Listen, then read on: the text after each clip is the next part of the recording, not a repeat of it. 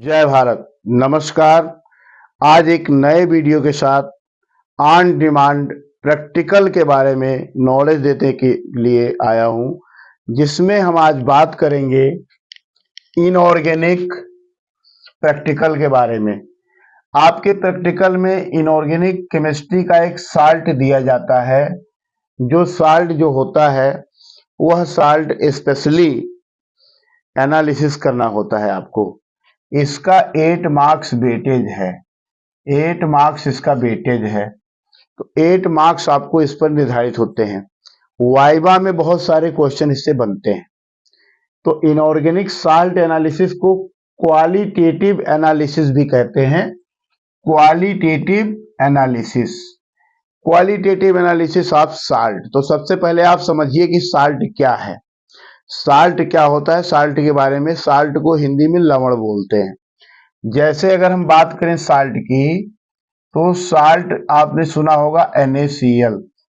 NaCl को बोलते हैं टेबल साल्ट। क्या बोलते हैं? Table salt.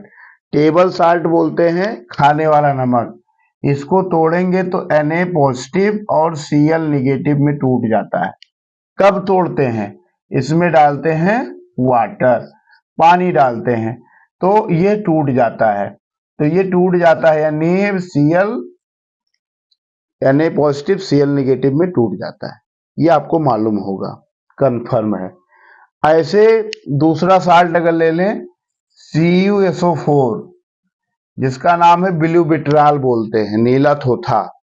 इसको तोड़ेंगे तो ये ब्यूबिट्राल copper 2 positive plus SO4 2 negative में टूट जाता है। आपके दिमाग में क्वेश्चन आया होगा कि यहाँ पर Na पर एक पॉजिटिव क्यों है, Cl पर एक नेगेटिव क्यों है, कॉपर पर 2 पॉजिटिव क्यों है, SO4 पर 2 नेगेटिव क्यों है। इस क्वेश्चन का जवाब 9th क्लास की बुक में दिया हुआ है कि कैसे पॉजिटिव नेगेटिव चार्ज होता है, कैसे फार्मूला बनता है। तो साल्ट का फार्मूला ऐसे बनता है। ये आपका कॉपर सल्फेट है, NaCl सोडियम क्लोराइड है। तो आपको मान लीजिए कोई पुड़िया दी गई, उस पुड़िया में कौन सा साल्ट है आपको पहले से नहीं मालूम रहता है। आप उस पुड़िया को लेंगे, उसकी एनालिसिस स्टार्ट करते हैं एज ए केमिस्ट। आप एज ए केमिस्ट उसको स्टार्ट करते हैं और उसमें देखते हैं कि कौन सा पॉजिटिव और नेगेटिव आयन उसमें प्रेजेंट है। तो यह चीज अननोन रहता है, जो एग्जामिनर बाहर से आता है वही बना के देता है। यहां बात करेंगे कि जैसे मान लीजिए हमारा एम क्या है। तो एम बच्चों यहां पर है टू डिटेक्ट। डिटेक्ट मतलब होता है मालूम करना।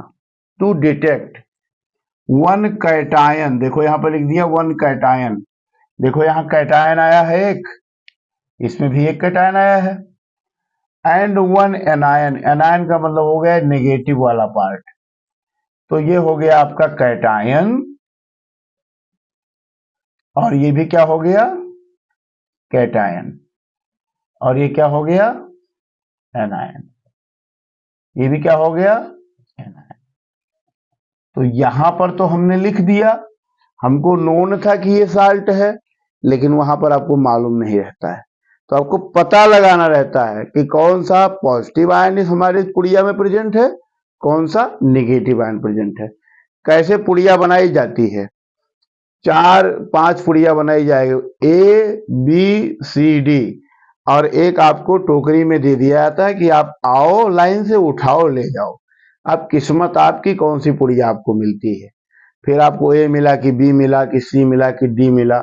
आप गए अपना डिटेक्ट करना शुरू कर दिए।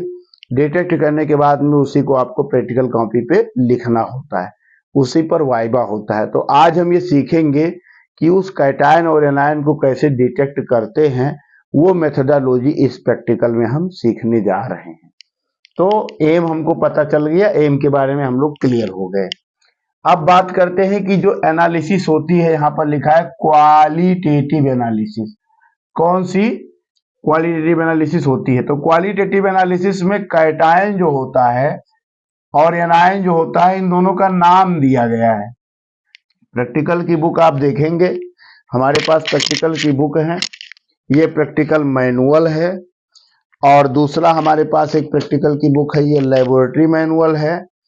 और तीसरा प्रैक्टिकल की बुक हमारे पास जो है वो ये एक प्रैक्टिकल की बुक है। तो बहुत सारी प्रैक्टिकल की बुक है। और एक बीएससी लेवल की प्रैक्टिकल की बुक है एस एन लाल की, ये हमारे पास है। तो इन सब अध्ययन के बाद उसके बाद में मेरे पास 10-12 साल का लैब का एक्सपीरियंस है।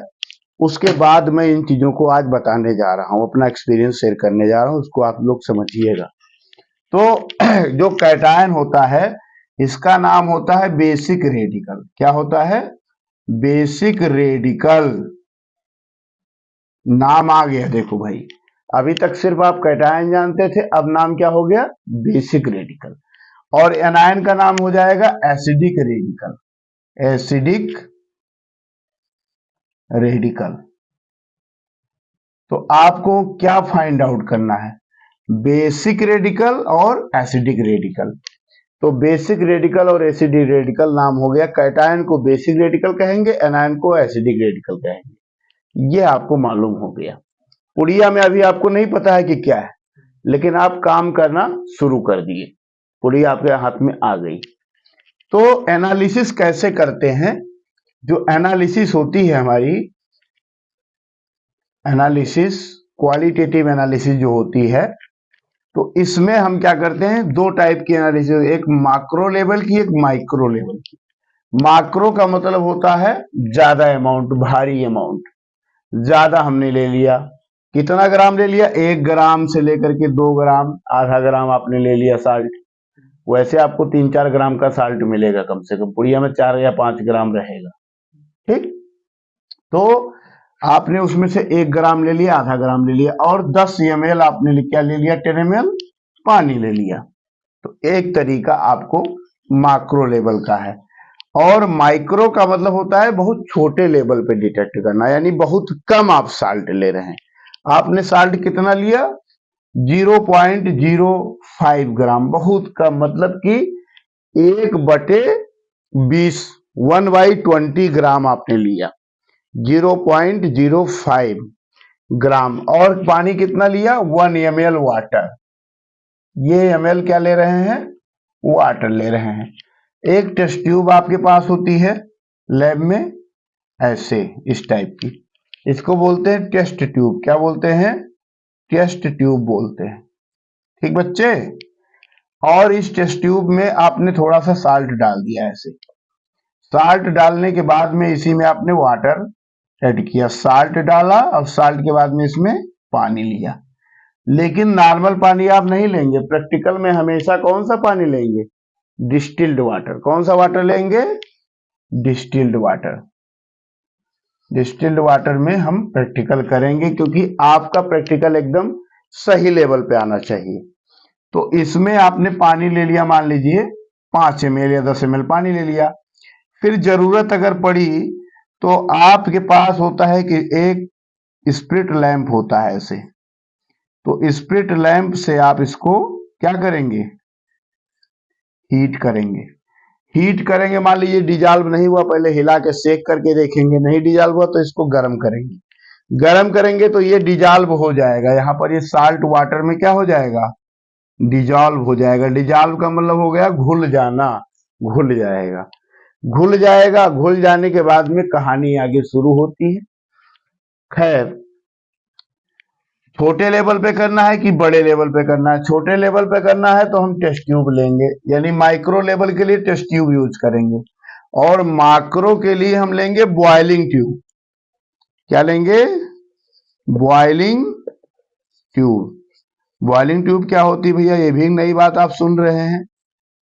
मान लीजिए कि लैब में गए हैं तो अच्छी बात है, नहीं गए तो कोई बात नहीं, जान लीजिए। ये बड़ी ट्यूब होती है। बड़ी ट्यूब में ज्यादा अमाउंट आप लेते हैं, इसको हीट आप आसानी से कर सकते हैं। ये टूटती नहीं है, जल्दी नहीं टूटती है।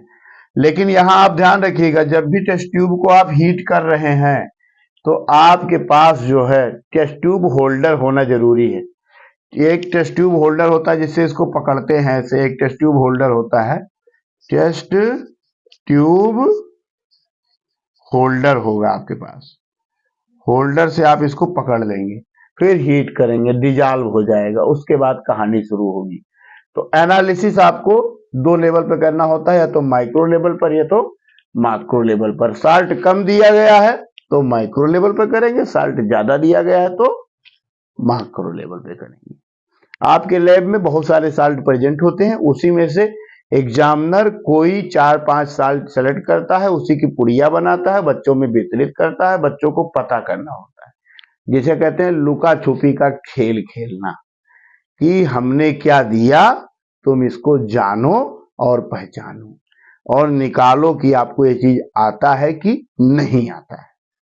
खैर, इसके लिए क्या करना होता है, आप जब टेस्ट करते हैं तो 3 चीजें इसमें होती है। पहला प्रेसिपिटेट, दूसरा कलर चेंज, तीसरा होता है गैस निकलना। अब आपने मान लीजिए गर्म किया, गर्म करने के बाद कुछ इसमें ऐड करेंगे। इसके बाद गर्म करने के बाद जो ऐड करते हैं, यानी इसमें जो डालते हैं, वो होता है रीएजेंट। रीएजेंट, वही रीएजेंट हम डिस्कस करने जा रहे हैं। इसमें भी डिजॉल्व हो जाने के बाद में क्या डालेंगे, रीएजेंट। रीएजेंट क्या होते हैं, रीएजेंट बोतल होती, छोटी छोटी बोतल होती है लैब में, ऐसे बोतल होगी इस तरीके से, और इसमें यहाँ पर एक कॉक लगा रहता है ऐसे। तो ज्यादातर रिएजेंट बोतल आपके सामने रखी रहती है डेस्क पर, और उसमें बहुत सारे जैसे MnO2 है, K2Cr2O7 है, KMnO4 है, पोटेशियम डाइक्रोमेट है, और आपका सोडियम नाइट्रोप्यूसाइड है, और आपका NH4OH है। ये बहुत सारी रिएजेंट बोतल वहां लगी रहती, उन रिएजेंट बोतल का यहाँ यूज आप करेंगे डिजॉल्व होने के बाद। वही चीज हम डिस्कस करने जा रहे हैं कि कौन सा रिएजेंट लेंगे और कैसे हम कैटायन और एनायन, एसिडिक और बेसिक रेडिकल को डिटेक्ट करेंगे। तो डिटेक्ट करते समय 3 चीजें निकलती है, एक प्रेसिपिटेट बनता है, या तो डिटेक्ट करते समय प्रेसिपिटेट का मतलब क्या होता है, जैसे हमारे पास जो टेस्ट ट्यूब है, इस टेस्ट ट्यूब में कोई चीज यहाँ पर लेयर ऐसे बैठ जाए, मान लीजिए यहाँ पर लेयर बैठ गया, यहाँ पर वाटर ऊपर आ गया, तो ये पीपीटी होता है, जो बैठ जाए, जो पानी में घुलनशील ना रहे, उसको क्या बोलते हैं, प्रेसिपिटेट।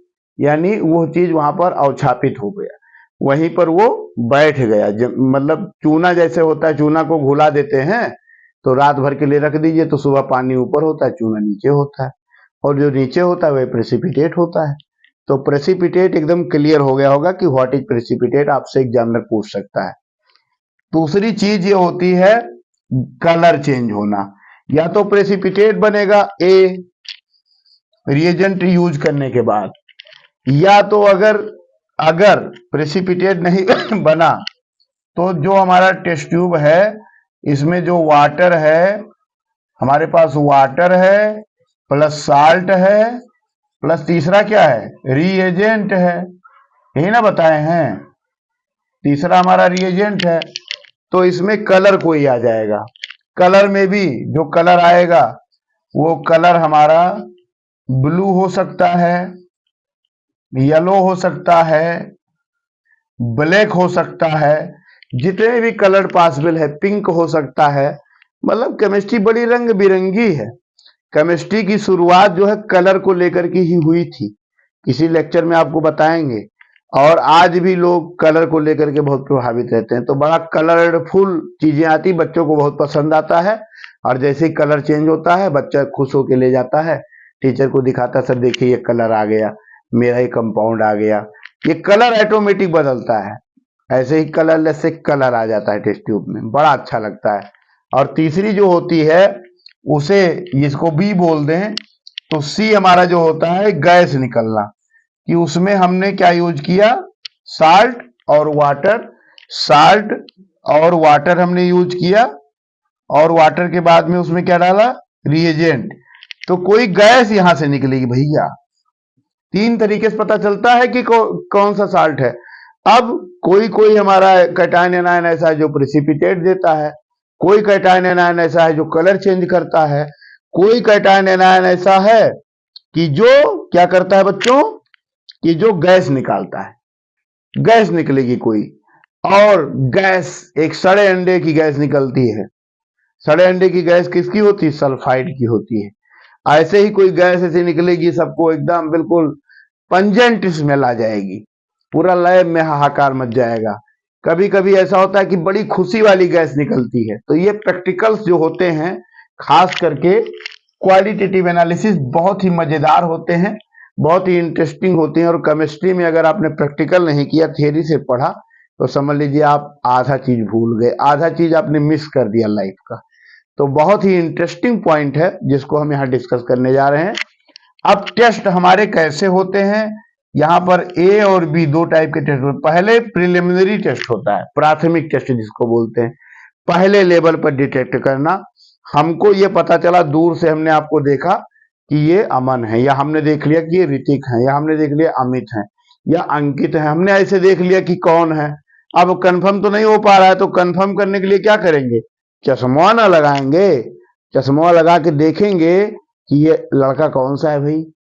दूर आपने देखा कि कोई ह्यूमन दिखाई दिया, कोई आ रहा है 1 किलोमीटर दूर देखा, आधा किलोमीटर पे आया तो पता चला कि जानवर नहीं इंसान है, और करीब आया तो पता चला कि ये इंसान कोई हमारे घर का है, और करीब आया 500 मीटर 100 मीटर तो आप पहचान गए। तो जो दूर वाला चीज है वो प्रिलिमिनरी लेवल का मामला है। और कन्फर्मेटरी मामला क्या है कि आपने कंफर्म कर लिया, बिल्कुल पहचान लिया कि वही है। तो पहले हम किसी चीज की प्रिलिमिनरी टेस्ट करते हैं, उसके बाद में कंफर्मेटरी करते हैं। तो उसी चीज को हम डिस्कस कर रहे हैं। इसी में आपको जो हम बताने जा रहे हैं वो बताने जा रहे हैं कि हमारे एसिडिक रेडिकल कौन से होते हैं, बेसिक रेडिकल कौन से होते हैं। तो एसिडिक रेडिकल्स को एनायन भी बोलते हैं। इसमें आपका पहला कार्बोनेट है, फिर आपका सल्फाइड है। देखिए कार्बोनेट पे 2 निगेटिव है, इसको ऐसे भी लिख देते हैं CO3 डायरेक्ट 2 निगेटिव। अब बहुत बच्चे कॉपी में क्या लिख देते हैं, ऐसे CO3 और एक निगेटिव। जैसे ही कॉपी चेक होती है नंबर कट जाता है। तो यह भी ध्यान रखना है कि केमिस्ट्री में लिखना कैसा है, यह गलत तरीका है और यह सही तरीका है लिखने का। SO4 2 negative, SO3 2 negative, SO4 2 negative, इसको ऐसे भी लिख सकते हैं, SO4 डबल निगेटिव भी लिख सकते हैं, सल्फेट बोलते हैं। फिर आपका नाइट्राइट और नाइट्रेट है। नाइट्राइट और नाइट्रेट इस चीज पर हम ज्यादा फोकस करेंगे अभी जब हम डिस्कस करेंगे, क्योंकि इस पर एक में ब्राउन रिंग टेस्ट बहुत बढ़िया आती है, एक में कम आती है। एक में हम स्टार्च टेस्ट करते हैं, पोटेशियम आयोडाइड स्टार्च, और एक में हम ब्राउन रिंग टेस्ट करते हैं। और ये यहां से लेकर के यहां तक क्लोरीन ब्रोमीन यानी क्लोराइड ब्रोमाइड आयोडाइड बोलेंगे। जब निगेटिव लग जाता है तो आइड लगा देते हैं, क्लोराइड, सल्फेट, एसीटेट। एट क्यों लगाते हैं, निगेटिव चार्ज के लिए। जब भी किसी चीज में निगेटिव चार्ज लगेगा तो हम क्या लगाएंगे निगेटिव चार्ज में, ATE। जैसे इसका नाम क्या हो गया, सल्फेट, तो क्या लगा दिया 8। ये भी ध्यान रखना, पूछेगा सल्फाइड क्यों नहीं बोलते हैं, सल्फेट क्यों बोलते हैं, नेगेटिव लगा हुआ। एसीटेट क्यों बोलते हैं, नेगेटिव लगा हुआ है। फास्फेट, इसका नाम क्या है, phosphate. Chloride, chlorate bromate iodide. और इसके बाद में ऑक्जेलेट, C2O4 2 निगेटिव है, ऑक्जेलेट इसको बोलते हैं, ये एसीटेट होता है। ये भैया एसीटेट है।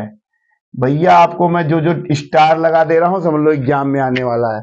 पहला तो कार्बोनेट 100% सभी साल्ट में पाया जाता है। आपके लैब में जितने साल्ट होते हैं, कार्बोनेट के लगभग 70 से 80% साल्ट होते हैं। Sodium by carbonate, ammonium by carbonate, ammonium carbonate, ऐसे कार्बोनेट्स हैं, मैग्नीशियम कार्बोनेट, कैल्शियम कार्बोनेट। तो कार्बोनेट का साल्ट मिलना बिल्कुल तय होता है और सभी टीचर लगभग देते भी हैं। तो कार्बोनेट का टेस्ट आपको तैयार होना चाहिए। तो ये कार्बोनेट हो गया। सल्फाइड तो नहीं दिया जाता है लगभग ना के बराबर, क्योंकि सड़े अंडे वाली गैस ये देती है। तो और ये कार्बोनेट जो होती है ये कार्बन डाइऑक्साइड या कार्बन मोनोऑक्साइड निकालती है, उसको भी हम अभी डिस्कस करेंगे। और इसके बाद में सल्फेट दिया भी जाता है और एक आपका फास्फेट है। ये दोनों स्पेशल ग्रुप में इसको लिया गया है। तो इसमें दोनों में से फास्फेट हम नहीं देते क्योंकि फास्फेट जो सिलेबस में दिया गया है, सिलेबस में फास्फेट की रिपोर्टिंग नहीं है। क्यों? क्योंकि पानी में ये डिजॉल्वेबल नहीं है। जो हमारे साल्ट डिजॉल्वेबल नहीं होते हैं उनको हम प्रैक्टिकल में नहीं लेते हैं, लास्ट में कराते तो हैं लेकिन एग्जाम में हम फास्फेट को नहीं लेते हैं, सल्फेट को ले लेते हैं। तो याद रखना इस चीज को, बिल्कुल ध्यान रखना है।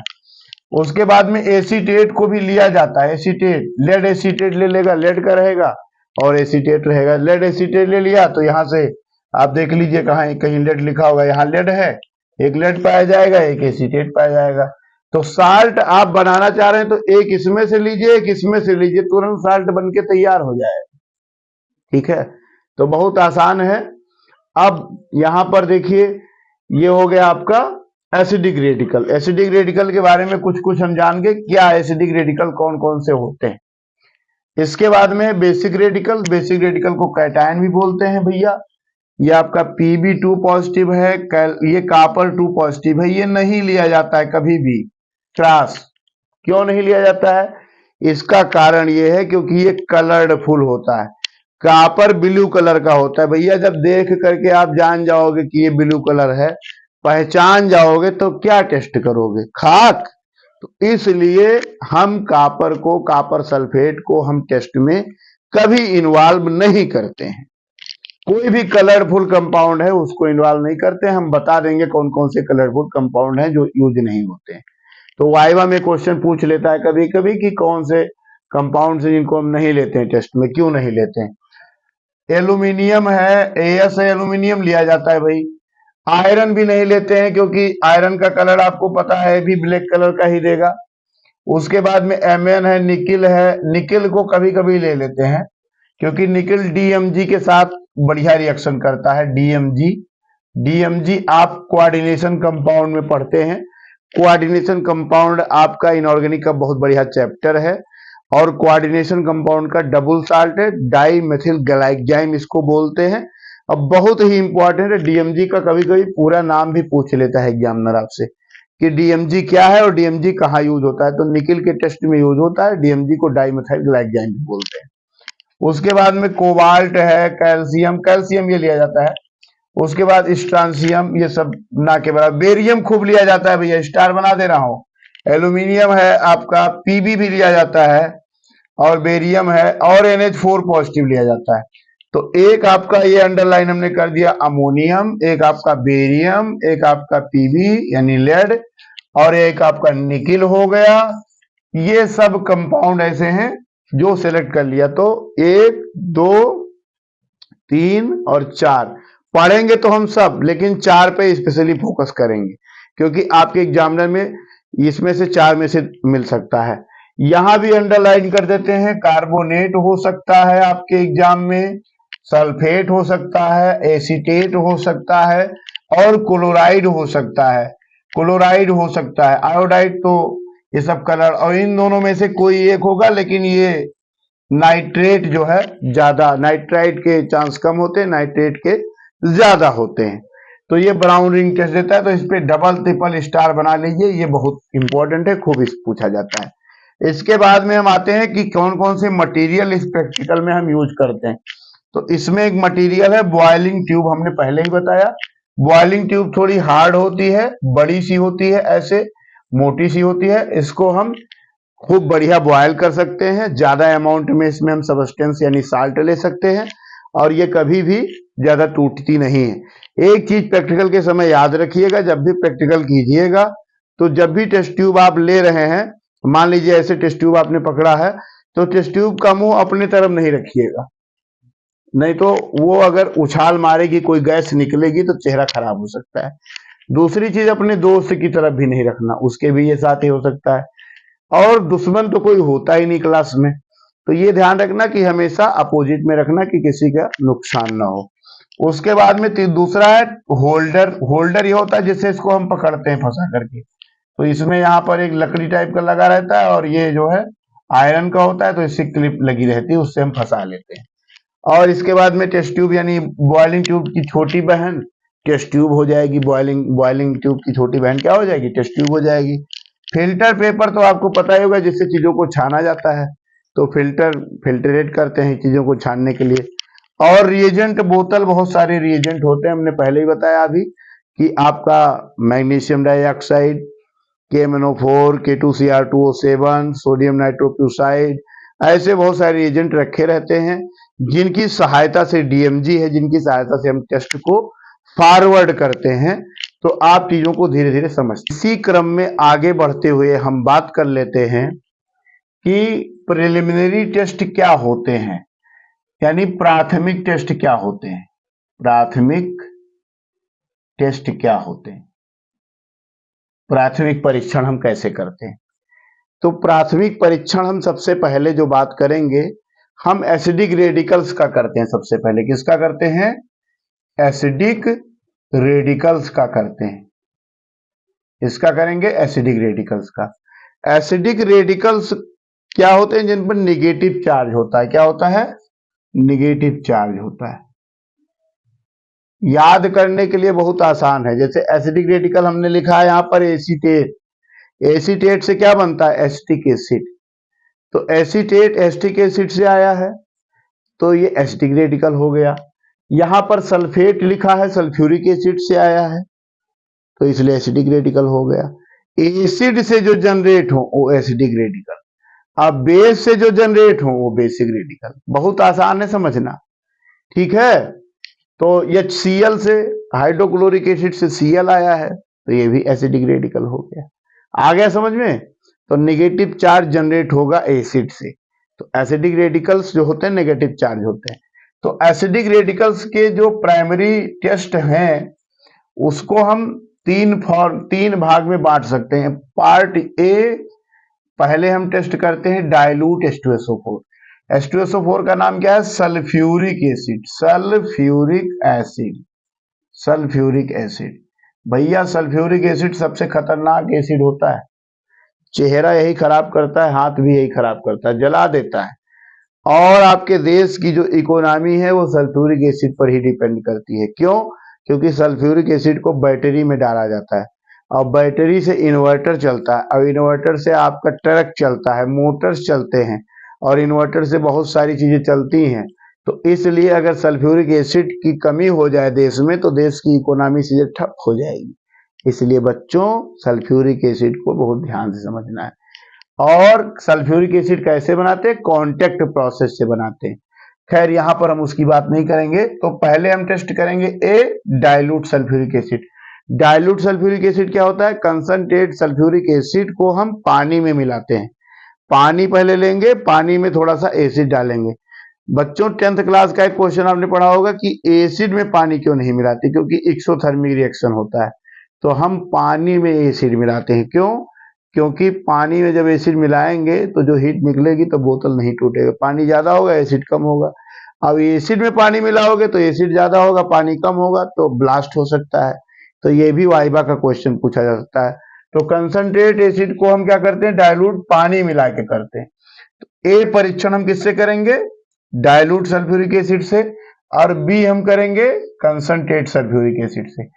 और तीसरा टेस्ट होगा स्पेशल टेस्ट सल्फेट और फास्फेट का। तो पहले हम जो पुड़िया हमको मिली है थोड़ा सा साल्ट लेंगे।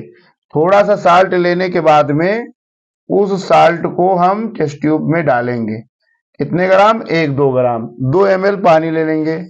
5 ml पानी ले लो, 5 ml। 5 ml डिस्टिल्ड वाटर ले लो। अब इसको डिजॉल्व हिला के देखो घुल रहा है कि नहीं। नहीं घुल रहा है तो थोड़ा बॉयल कर लो, वार्म कर लो, घुल जाएगा। घुल जाएगा, नहीं घुलता कोई बात नहीं। पहला टेस्ट आप शुरू करेंगे। पहले आप देखेंगे कि उसमें कार्बोनेट प्रेजेंट है कि नहीं। अगर आपने साल्ट लिया, साल्ट में पानी डाला, साल्ट लिया, साल्ट में पानी डाला, पानी डालने के बाद अगर CO2 गैस निकली या कार्बन मोनोऑक्साइड गैस निकली तो समझ लीजिए कि कार्बोनेट प्रेजेंट है। कैसे पता करेंगे कि गैस निकलती है? बुदबुदाहट के साथ ऐसे इफरवेंसेस, जैसे आपने देखा होगा कि पानी में चूना डालते हैं तो भदभद भदभद चुरता है, देखियो कि ना देखियो। तो वहां जो भदभद भदभद चुरत है तो वहां CO2 गैस निकलते हैं। ऐसे अगर निकली, जैसे साल्ट लियो और साल्ट उठाए के पनियम डाइयो जैसे टेस्ट ट्यूब में, वैसे भदभदाहट के साथ गैस निकली तो समझ लो CO2 गैस है।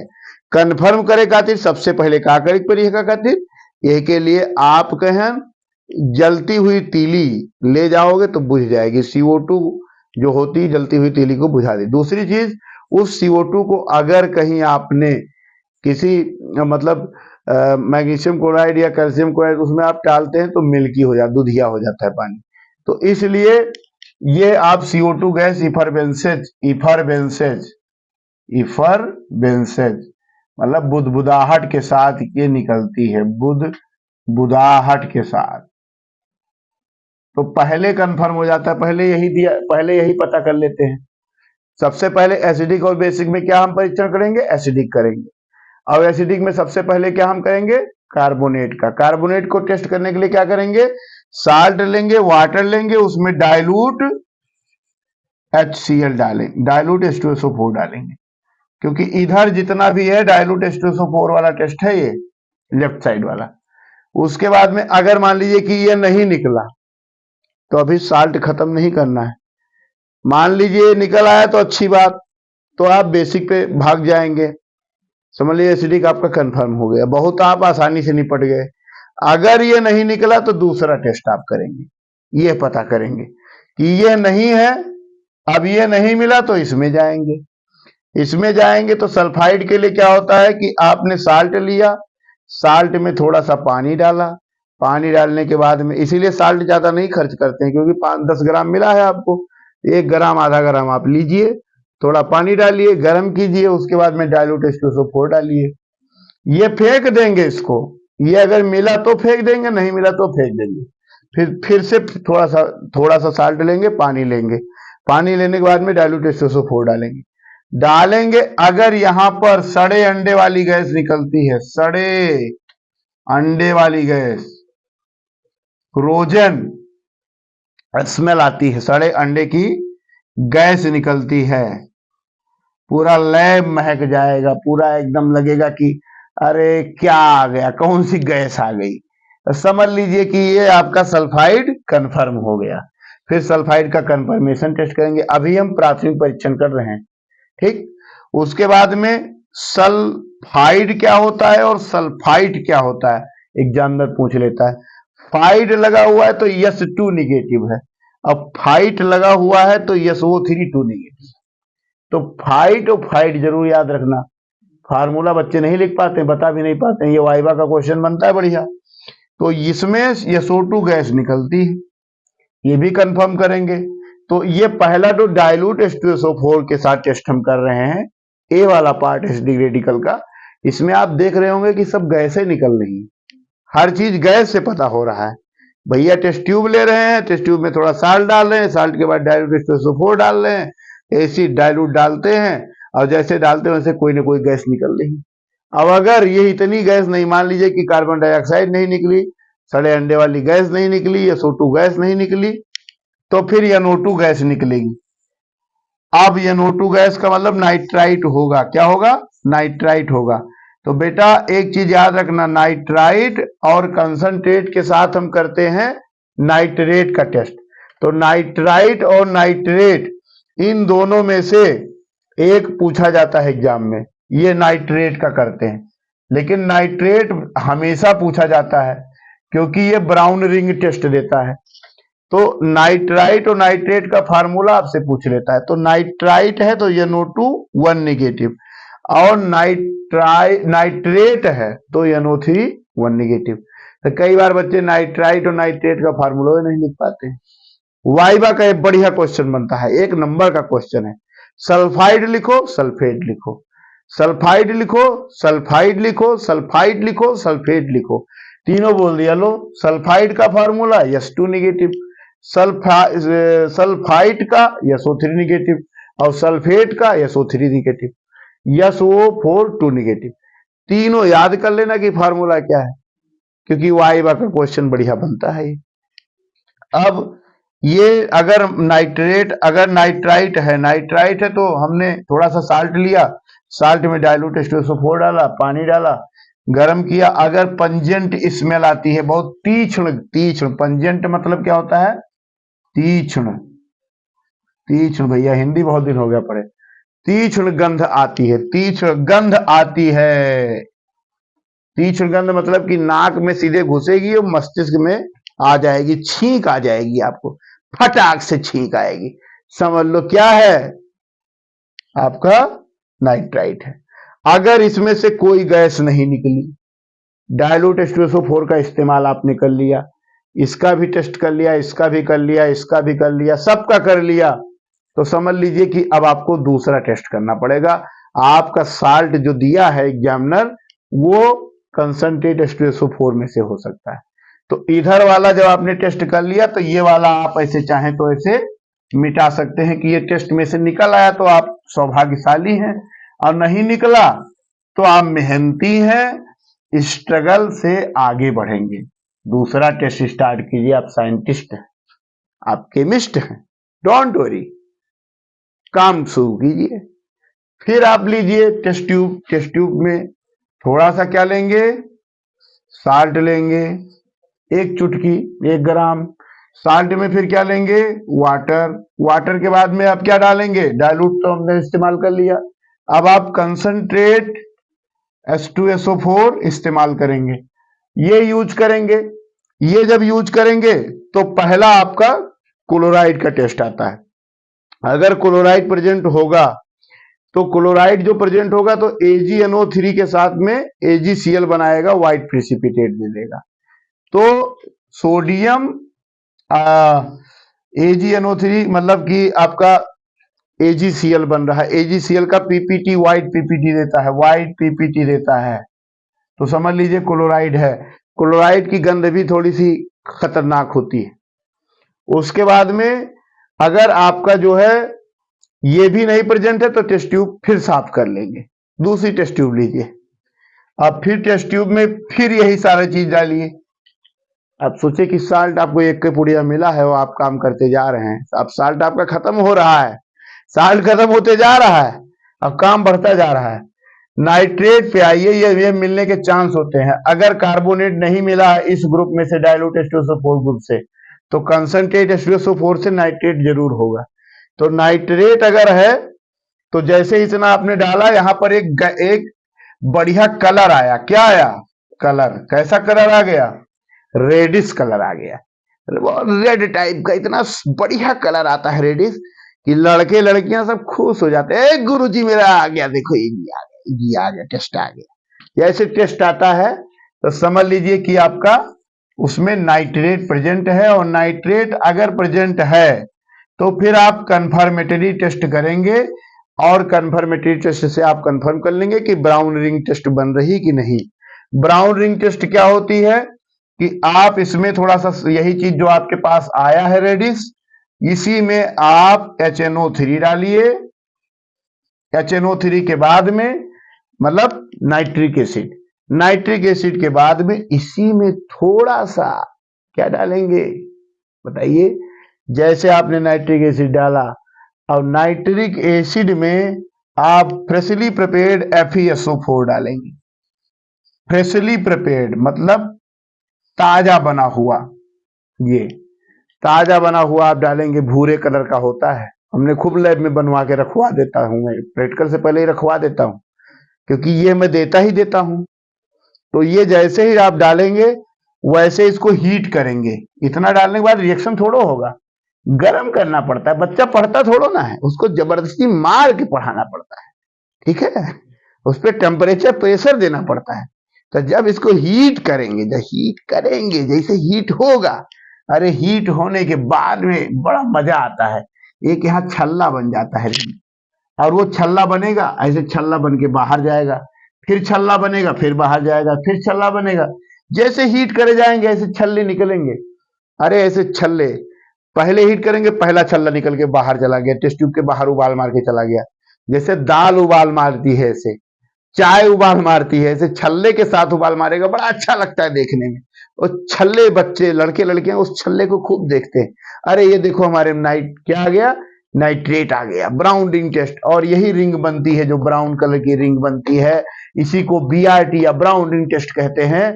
और ये ब्राउन रिंग टेस्ट कभी कभी आपसे एग्जाम में पूछ लेता है, और जब बच्चा नहीं बता पाता है तो नंबर कट जाता है, अब बच्चा बता दिया तो 30 में 30 पा जाता है।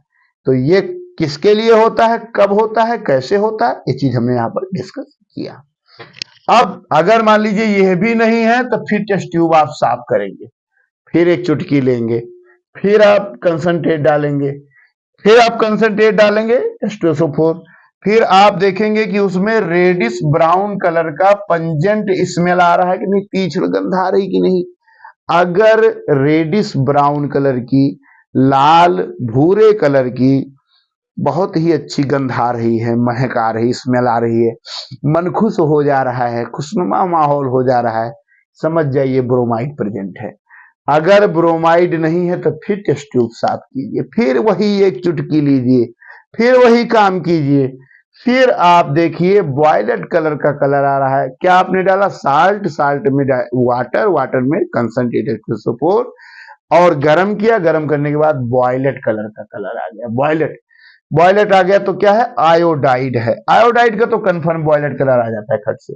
तो ये अगर आयोडाइड दिया है, पोटेशियम आयोडाइड है या सोडियम आयोडाइड दिया, तो ये आयोडाइड कंफर्म हो जाता है। वैसे आयोडाइड कम दिया जाता है। ऑक्जेलेट अगर है, अगर ये भी नहीं आया तो ये भी हमने कर लिया, चलो नहीं आया, अब तो साल्ट खत्म हो रहा होगा आपका, बहुत कम बचा होगा, आधे ज्यादा खत्म कर लिया आपने, है ना।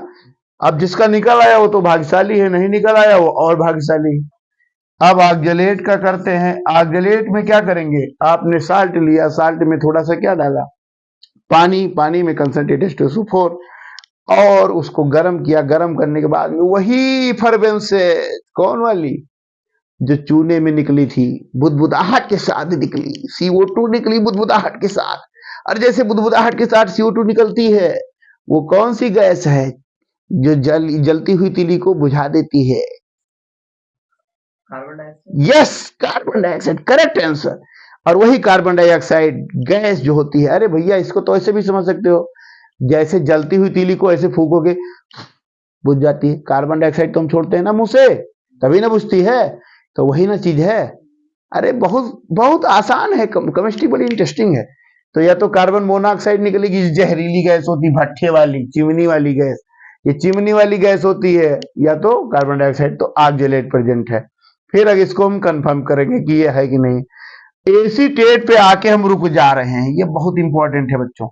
एसीटेट का टेस्ट थोड़ा सा, आप जैसे साल्ट मिले पहले एसीटेट चेक कर लो। साल्ट लो, थोड़ा सा हाथ में पानी डालो, अब पानी डाल के थोड़ा सा कंसंट्रेट H2SO4 हल्का सा डालो, या NH4Cl डालो, अमोनियम हाइड्रोक्साइड, अमोनियम क्लोराइड, और तंबाकू चुनही जैसे मलो, ऐसे ऐसे ऐसे चुनही मलत है, सूंघो या कोई सुंघाई दो। अगर वो वहां सिरका के गंध आई जाए, कैसे आई जाए? सिरका, विनेगर वाली गैस, विनेगर, सिरका, सिरका वाली गंध आएगा तो बड़कू जान लो कि एसीटेट प्रेजेंट है। तो एसीटेट के टेस्ट और कार्बोनेट के टेस्ट तो जानेंगे हुई, और एक नाइट्रेट के टेस्ट, ये तीन तो एग्जाम में मिल ही सकते हैं। इसीलिए नाइट्रेट पर, एसीटेट पर, और पहले हमने लगा दिया था कार्बोनेट पर, रटा दिया, मैंने आपको बता दिया। इस चैनल को अगर आप ध्यान से देख रहे हैं, समझ पा रहे हैं, तो आप लाइक कर दीजिए, शेयर कर दीजिए और कमेंट कर दीजिए, और ऑर्गेनिक बाबा केमिस्ट्री क्लासेस को आप सब्सक्राइब करके आगे फॉरवर्ड कर दीजिए। और अगर यहां नहीं समझ में आया तो फिर एक बार वीडियो फिर देखिए। ऐसा हो ही नहीं सकता है, रिक्शे वाला, ठेले वाला, रेवड़ी वाला, कोई भी मेरी क्लास समझ सकता है, क्योंकि मैं बहुत जमीन से उठा हुआ इंसान। एसीटेट कंफर्म हो गया। अगर एसीटेट नहीं निकला तो फिर आप आएंगे इन दोनों में से। अब आपका साल्ट खत्म हो रहा होगा। अब आप ये तो जानते हैं फास्फेट मिलने वाला है नहीं, लेकिन सल्फेट के लिए क्या करेंगे? डाइल्यूट HCl डालेंगे, स्पेशल टेस्ट होता है। कंसंट्रेट और डाइल्यूट H2SO4 का खेल खत्म कर लिया हमने। अब हम इसमें डालेंगे क्या? इसमें डाइल्यूट HCl डालेंगे, डाइल्यूट HCl डालने के बाद में उसमें BaCl2 डालेंगे, व्हाइट प्रेसिपिटेट आ जाएगा, सल्फेट कंफर्म है। और सल्फेट कंफर्म है तो सल्फेट का फिर हम टेस्ट कंफर्मरी करेंगे। कंफर्मेटरी टेस्ट इसके बाद बताने जा रहा हूं। और अगर फास्फेट है, मान लीजिए कि गलती से किसी ने दे दिया, कोई कोई ऐसा एग्जामिनर आ जाता है एकदम एकदम उसका स्क्रू ढीला रहता है, तो सल्फेट की जगह फास्फेट दे देगा।